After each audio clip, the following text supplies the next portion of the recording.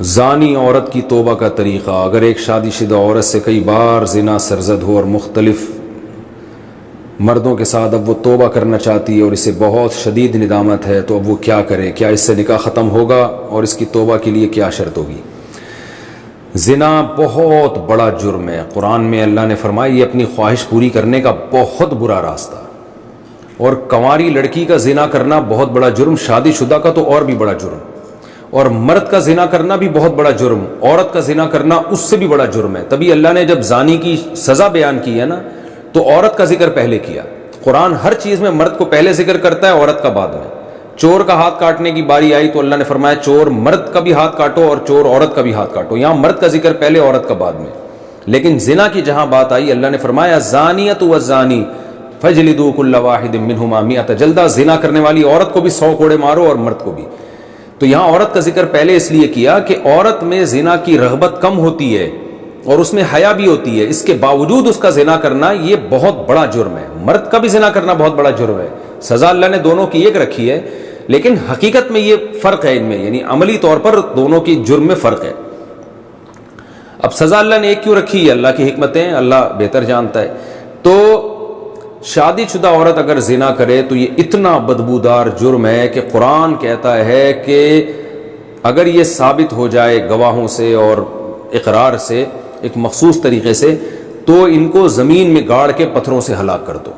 تو اس لیے بھائی اگر کسی عورت سے بھی یہ جرم ہوا ہے یا مرد سے تو یہ بہت بڑا جرم ہے، ہلکا نہیں ہے. اب اسلامی حکومت نہیں ہے، لہذا اللہ نے پردہ ڈالا ہوا ہے اگر جرم کے اوپر، تو اب سزا تو جاری نہیں ہوگی رجم والی، اور وہ اپنے اوپر خود سے جا کے جاری کروانا بھی کوئی شریعت میں اچھا کام نہیں ہے. اب یہ ہے کہ چھپ کے گڑ گڑا کے اللہ سے بہت زیادہ توبہ کرے. اللہ غفور الرحیم ہے، بڑے بڑے گناہوں کو معاف کر دیتا ہے. اور آئندہ کے لیے ولا تقربوا الزنا، قرآن کہتا ہے ایسے کام بھی مت کرو کہ زنا کی طرف تمہاری رغبت ہو. تو اس خاتون کو چاہیے کہ خوب گڑ گڑائے اللہ سے اور کچھ صدقہ خیرات بھی کرے، اور دوبارہ من تاب وآمن وعمل عملا صالحا، جیسے اللہ نے سورہ فرقان میں فرمایا جو توبہ کر لے گا اور اپنے عقیدے کو مضبوط کر لے گا اور آئندہ نیک اعمال اختیار کر لے گا تو اللہ اس کے گناہوں کو معاف کر دے گا. تو ان کو چاہیے خوب اللہ سے توبہ کریں اور آئندہ کے لیے اپنی زندگی تبدیل کر دیں. اللہ غفور الرحیم ہے. اور پھر سچی توبہ کرنے کے بعد اس جرم کو بھول جائیں، نہ کسی کے سامنے تذکرہ کریں، نہ خود سوچیں ایسے جیسے کبھی کیا ہی نہیں ہے. ایسے اپنے بارے میں یہ ذہن میں رکھیں کہ جیسے میں نے کبھی یہ کیا ہی نہیں ہے، بار بار اس کو سوچیں نہیں. پھر ناجائز تعلقات میں لیے گئے تحفے کا حکم. اگر کسی کا ناجائز ریلیشن ہو اور محبت میں تحفے کا لین دین ہو تو کیا اب ان تحفوں کا حکم کیا ہوگا؟ کیا وہ واپس کرنا ضروری ہے؟ اگر اب اس بندے سے رابطہ نہیں ہے تو کیا اس سے رابطہ کر کے اسے سارے تحفے واپس کیے جائیں یا اس کی قیمت واپس لی جائے، یا اس کی قیمت واپس کی جائے؟ اس بارے میں رہنمائی فرمائیں.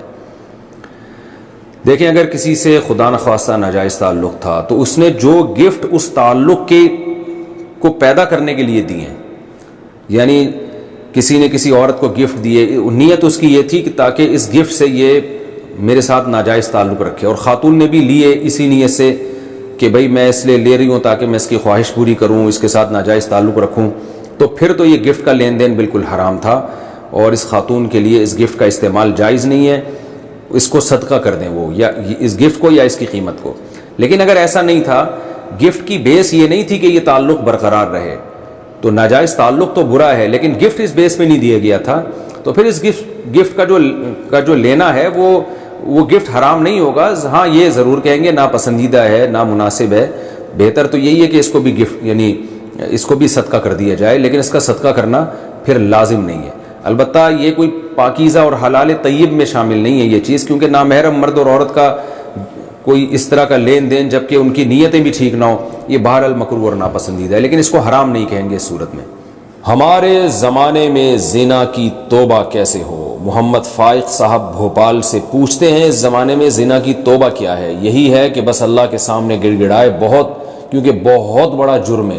وَمَن يَفْعَلْ ذَلِكَ يَلْقَ أَثَامًا، قرآن کہتے ہیں جو زنا کرے گا نا وہ بہت بڑے گناہ سے اس نے ارتکاب کیا. يُضَاعَفْ لَهُ الْعَذَابُ يَوْمَ الْقِيَامَةِ، قیامت میں اس کو بہت شدید عذاب دیا جائے گا.